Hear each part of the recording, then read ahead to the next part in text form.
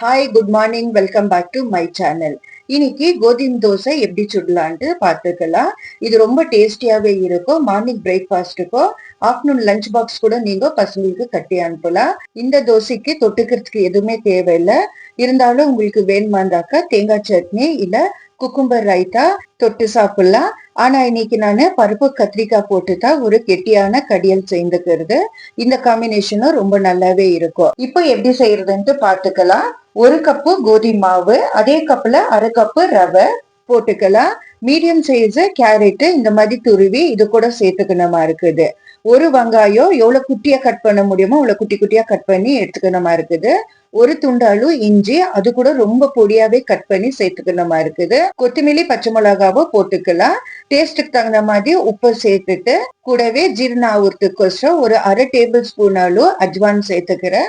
உங்கள்கிட்ட அஜ்வான் இல்லைனாக்கா பெருங்காயம் கூட சேர்த்துக்கலாம். இப்ப பாருங்க, நல்லா ஒரு வாட்டி மிக்ஸ் பண்ணிட்டு தேவையா இருக்கிற தண்ணி கொஞ்சமா 2-3 ட்ரிப்பு ஊத்தி நல்லாவே மிக்ஸ் பண்ணிக்கணுமா இருக்குது. ஏன்னா நம்ம ரவை போட்டுக்கிற தொட்டு தண்ணி நல்லாவே இழுக்கும். அதனால பார்த்து தண்ணி நம்ம சேர்த்துக்கணுமா இருக்குது. புதுசா பாக்குறவங்க பெங்களூர் தமிழச்சி ஹோம் மேக்கருக்கு சப்ஸ்கிரைப் பண்ணி பாருங்க. கூடவே பெல் பட்டனை நீங்க ஆன் பண்ணாட்டா நான் போடுற அடுத்தடுத்த வீடியோ உங்களுக்கு நோட்டிபிகேஷனா வந்து சேரும். ரொம்ப பேரு வியூஸ் என் சேனலுக்கு வராங்க, ஆனா சப்ஸ்கிரைப் பண்ணி பார்க்காத இருக்கிறாங்க. என்னோட சேனல் உங்களுக்கு விருப்பப்பட்டாக்கா சப்ஸ்கிரைப் பண்ணி பாருங்க.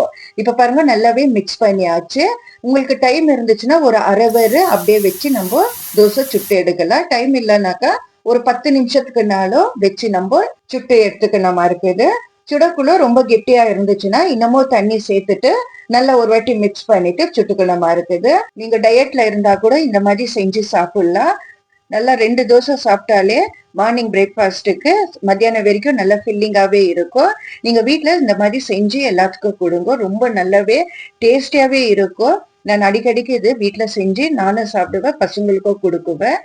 எது ஒண்ணும் வீட்டுல செஞ்சு பசங்களுக்கு, ஹஸ்பண்டுக்கு இல்ல நானும் சாப்பிட்டு அது நல்லா இருந்தா தான் நான் வீடியோவா அப்லோட் பண்ணுவேன்.